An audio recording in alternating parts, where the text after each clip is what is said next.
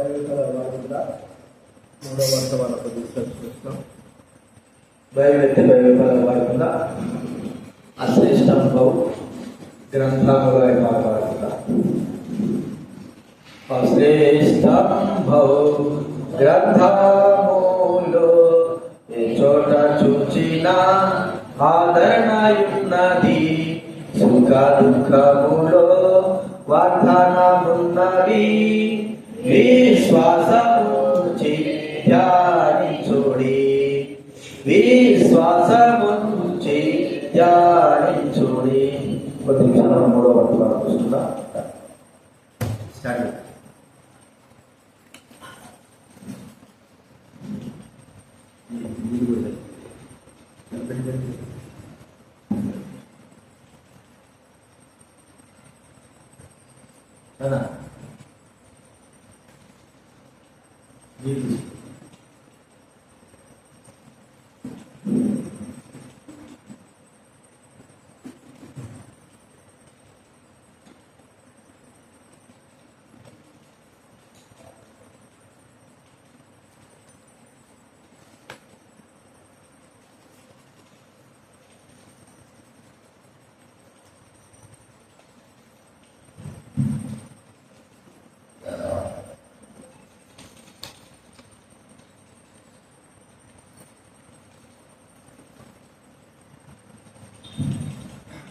ప్రార్థించుకుందాం.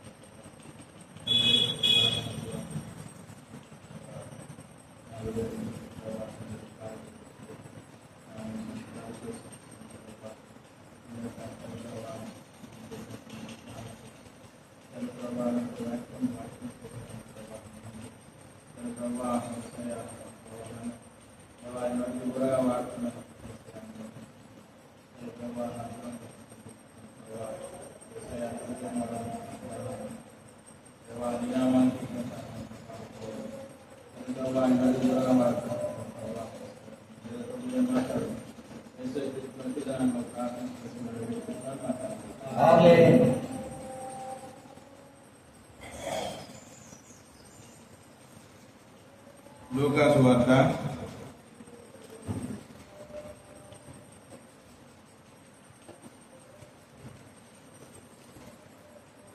23వ అధ్యాయము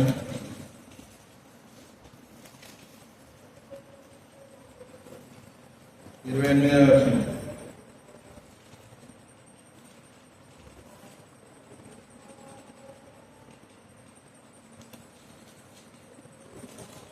లూకా సువార్త 23వ అధ్యాయం 28వ వచనం.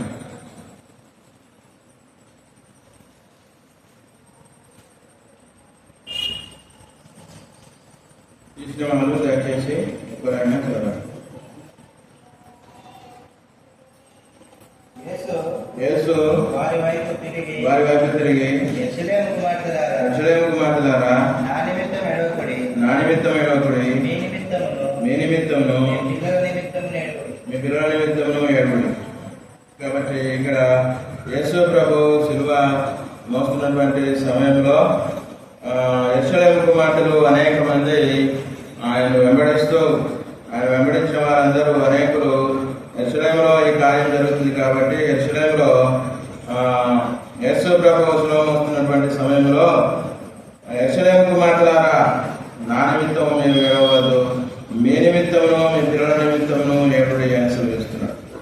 కాబట్టి యేసు ప్రభు చెప్పినటువంటి ఈ యొక్క మాటను బట్టి మనము మన నిమిత్తము మనము దేవునికి ఏ విధంగా ఇంతకుముందు అన్నగారు చెప్పినట్టుగా సంఘములకు నేను ఏ విధంగా ఉపయోగపడగలుగుతున్నాను, సంఘానికి ఏ విధంగా చేతులుగా ఉంటున్నానా, కాళ్ళుగా ఉంటున్నానా, లేకపోతే ఏ విధంగా ఉంటున్నాను, ఏ విధంగా సహాయపడగలను అని చెప్పేసి సంఘం గురించి, సంఘంలో ఉన్నటువంటి విశ్వాసుల గురించి, సంఘక్షేమం గురించి ప్రార్థించే వారంగా, మరీ ముఖ్యంగా తన గురించి, తన పిల్లల గురించి, తన పిల్లలు తప్పిపోయేటువంటి పరిస్థితిని ఉంటుంది కాబట్టి వారి విషయమై ప్రార్థించినటువంటి వారముగా దేవునికి మనం విజ్ఞాపనలు చేసే వారంగా చూసినట్టయితే యోగు తన కుమార్తెల విషయమై ప్రతిరోజు ఆయన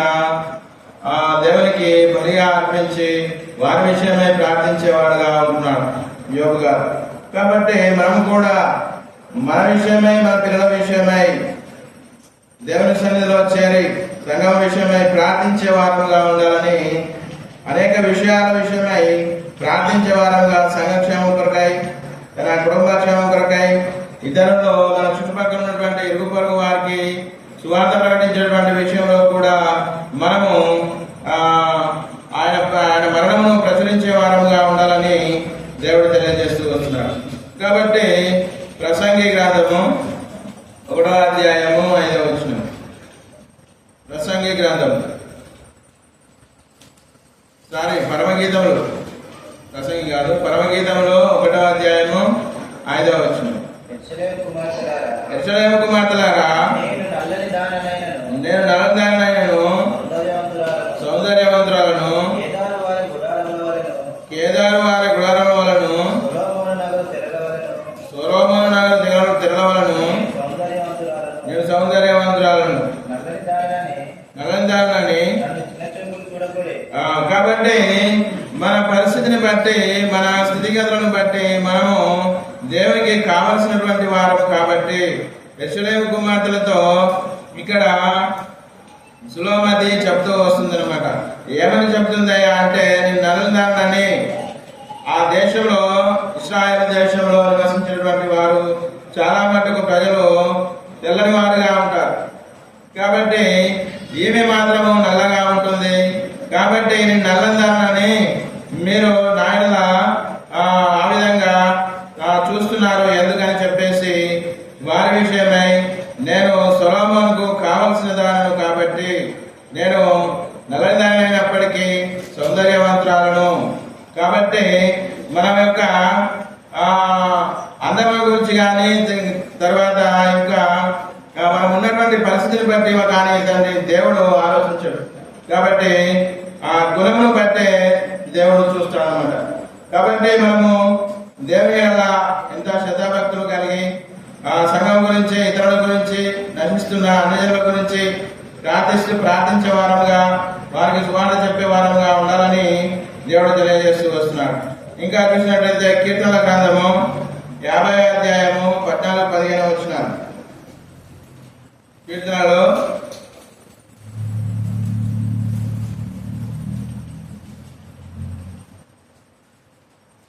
50వ అధ్యాయము. దేవునికి స్తుతియాగం చేయటయో మహోన్నతునికి చెల్లించుము. ఆపత్కాలమున నీవు నన్ను గురించి మొరపెట్టుము, నేను నిన్ను విడిపించదను. కాబట్టి మనము ఆపత్కాలంలో ఉన్న వారముగా మన విషయమై, మన పిల్లల విషయమై మనము ప్రార్థించే వారముగా ఉండాలని ఇక్కడ వాక్యం తెలియజేస్తా ఉంది. కాబట్టి దేవునికి స్తుతియాగం చేయట, దేవుని స్తుతించి ఆరాధించడం, తర్వాత దేవుని స్తుతించి ఆరాధించిన తర్వాత ప్రతిరోజు కూడా దేవుని స్తుతించి ఆరాధించాలని దేవుడు సెలవిస్తున్నాడు. అదేవిధంగా ఆయనకు మనవి చేయాలని, నీవు ఆపత్కాలంలో ఉన్నప్పుడు, మనము ఆపత్కాలంలో ఉన్నటువంటి వారంగా ఉంటున్నాం. కాబట్టి లోకంలో ఉన్నాం. కాబట్టి మనం ఆపత్కాలంలో ఎప్పుడు ఏం సంభవిస్తుందో, ఏం జరుగుతుందో తెలియదు. కాబట్టి మనము ఆయనకు మొరపెట్టే వారముగా ఉండాలని దేవుడు తెలియజేస్తూ వస్తున్నాడు. కాబట్టి మనం మొరపెట్టినప్పుడు ఆయన మనల్ని విడిపించేవాడుగా ఉంటున్నాడు. విడిపించి ఆయన మనకు సహాయం చేసే దేవుడుగా ఉంటున్నాడు. కాబట్టి మనము ఆయనకు మొరపెట్టే వారముగా. మరొకసారి ఆ వచనాన్ని చదువుదాం. దేవునికి స్తుతియాగము చేయము, మహోన్నతునికి నీ మొక్కుబడులు చెల్లించుము. ఆపత్కాలమున నీవు నన్ను గురించి మొరపెట్టుము, నేను నిన్ను విడిపించను, నీవు నన్ను మహిమపరచదవు. కాబట్టి ఆపత్కాలంలో యెరూషలేము కుమార్తెలతో యేసుక్రీస్తు ప్రభువు చెప్తున్నటువంటి మాటను బట్టి, మనం ఉన్నటువంటి పరిస్థితిని బట్టి మనము దేవునికి మొరపెట్టే వారముగా ఉండి, ఆయన ఇచ్చినటువంటి ఆదరణ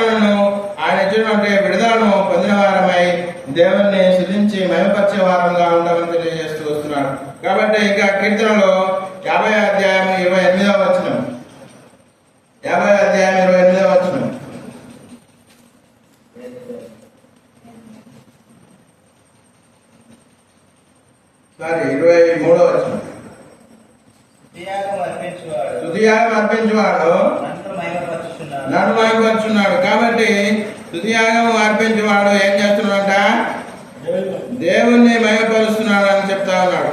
కాబట్టి ఇంకా దానికి ఇది విధంగా చూసినట్టయితే నేను వారికి దేవుని రక్షణ కనపరుచున్నట్లు వాడు మార్గము సిద్ధపరచుకొను అని తెలియజేస్తున్నాడు. కాబట్టి మార్గము సిద్ధపరచుకోవాలి. మన మార్గము ఏ విధంగా ఉన్నటువంటి మార్గం అయితే ఉందో ఆ మార్గంలో సిద్ధపరచుకోవాలంటే దేవునికి స్తుతియాగము చేయుట, దేవుని ప్రార్థించుట, మన పరిస్థితులన్నిటి విషయంలో దేవుని స్తుతించి ఆరాధించి దేవుని కోసమై ప్రార్థించి ఉండాలని దేవుడు తెలియజేస్తూ వస్తున్నాడు. 51వ కీర్తన 9-10 వచనాలు. నా పాపములకు విముఖుడవు కమ్ము, నా దోషములన్నిటినీ తుడిచివేయము. దేవా నా యందు శుద్ధ హృదయం కలగజేయము, నా అంతరంగంలో స్థిరమైన మనసును నూతనముగా పుట్టించుము. కాబట్టి ఇక్కడ దావీదు గారు తెలియజేస్తున్నటువంటి విషయం ఏంటంటే నా పాపములకు విముఖుడవు కమ్ము, నా దోషములన్నిటిని తుడిచివేయము.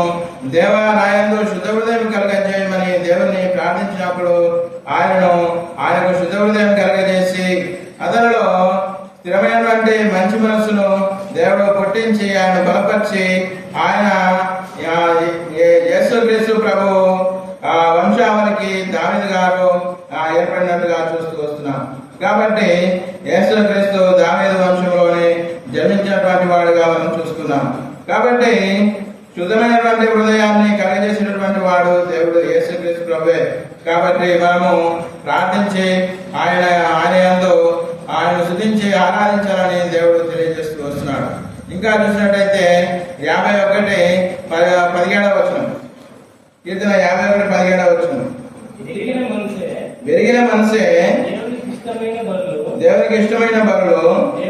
దేవా విరిగి నలిగిన హృదయమును నీవు అలక్ష్యం చేయవు. కాబట్టి విరిగినటువంటి మనసుతో విరిగినటువంటి హృదయంతో మనము ఆయన సన్నిధిలో ప్రార్థించి మొరపెట్టినప్పుడు ఆయన మనల్ని ఆలకించేవాడుగా ఉంటున్నాడు. విరిగినటువంటి మనస్సు హృదయమును ఆయన అలక్ష్యం చేయనటువంటి దేవుడుగా ఉంటున్నాడు. కాబట్టి మనల్ని మనము ఏం చేయాలంట? విరిగినటువంటి వారంగా, విరిగినటువంటి మనసు కలిగి, విరిగినటువంటి హృదయం కలిగి ఆయన సన్నిధికి వచ్చి ఆయన స్తుతించి ఆరాధించి ప్రార్థించినప్పుడు ఆయనకు కావలసినటువంటిది ఏమిటంట? బలులు కాదు, బలులను నేను కోరటలేదు అంటున్నాడు. కాబట్టి విరిగినటువంటి మనసుతో ఆయన ఎద్దకు వచ్చిన వారిని ఆయన ఎన్నో త్రోసివేయనటువంటి వాడుగా ఉంటున్నాడు. 53వ కీర్తన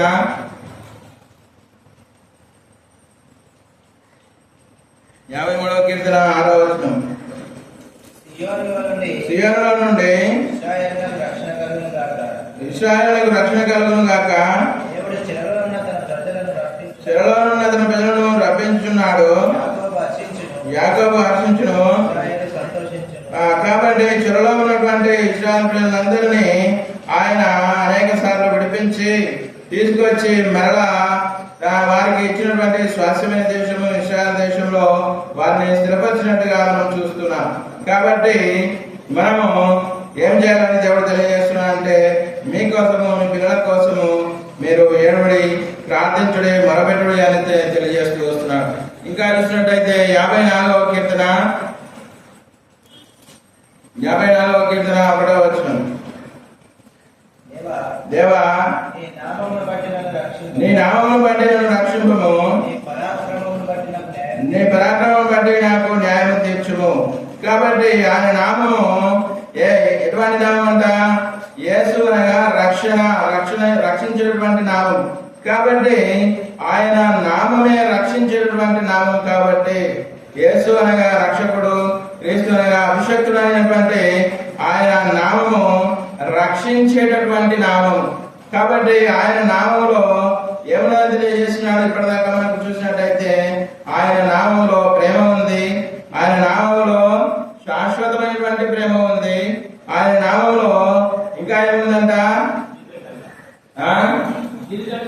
దీర్ఘశాంతం ఉంది. ఆయన నామంలో దీర్ఘశాంతం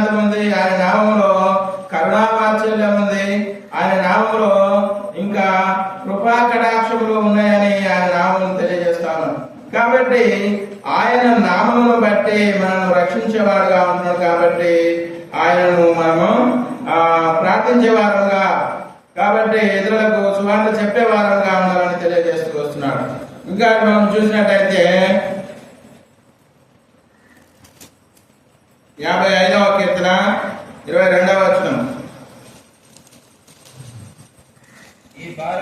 నీ భారము యెహోవా మీద మోపము, ఆయన నిన్ను ఆదుకొనును, నీతిమంతులను ఆయన ఎన్నడూ కదలనీయడు. దేవా చాలు. కాబట్టి ఇక్కడ నీ భారం అంతా కూడా ఎవరి మీద వేయమంటున్నాడు? దేవుని మీద వేయమంటున్నాడు. నీ భారము యెహోవా మీద మోపము, ఆయన నిన్ను ఆదుకొనును, నీతిమంతులను ఆయన ఎన్నడూ కదలనీయడు. కాబట్టి మనము నీతిమంతులం కాము గాని యేసుక్రీస్తు ప్రభువును నమ్మి విశ్వసించడం వలన ఆయన నీతిని బట్టి మనల్ని నీతిమంతులుగా తీర్చినాడు. కాబట్టి మనము ఎప్పటి వారము ఎంతటి వారము కానీ మనము ఎందుకు పనికిరాని వారమైనటువంటి మనలను యేసుక్రీస్తు ప్రభు మనల్ని ప్రేమించి మనము ఆయన ప్రేమించలేదు కానీ ఆయనే మనల్ని ప్రేమించి మనల్ని పాప శాపం నుంచి విడిపించి ఆయనకు ప్రజలముగా, ఆయన యొక్క కుమార్తెలుగా ఆయన చేసుకొని ఆయన మనలను విడిపించినటువంటి వాడుగా ఉంటున్నాడు. కాబట్టి ఆయన నీతిని బట్టి మనం నీతిమంతులుగా తీర్చబడి ఉన్నాము. కాబట్టి నీతిమంతులుగా తీర్చబడినటువంటి వారిని ఆయన కదలనీయడు అని సెలవిస్తున్నాడు. కాబట్టి నీ భారము యెహోవా మీద మోపము. మన భారం అంతా కూడా మన యొక్క భారము, మన వ్యక్తిగత భారం కానీ కుటుంబ భారం కానీ యేసుక్రీస్తు ప్రభు పైన మోపి తండ్రి అని ఆయన ప్రార్థించి మొరపెట్టినప్పుడు ఆయన విడిపించేవాడుగా ఉంటాడు. కాబట్టి మనం ఆయన ప్రార్థించే వారంగా ఉండాలని దేవుడు తెలియజేస్తూ వస్తున్నాడు.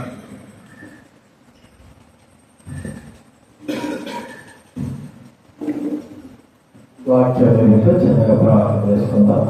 ప్రేమగల తండ్రి, చెప్పబడిన చిన్న మాటలు దీవించాల్సించండి, కనికరించండి. మా పిల్లలతో ప్రార్థనలు జ్ఞాపకం చేయడానికి సహాయం చేయండి, కనికరించండి.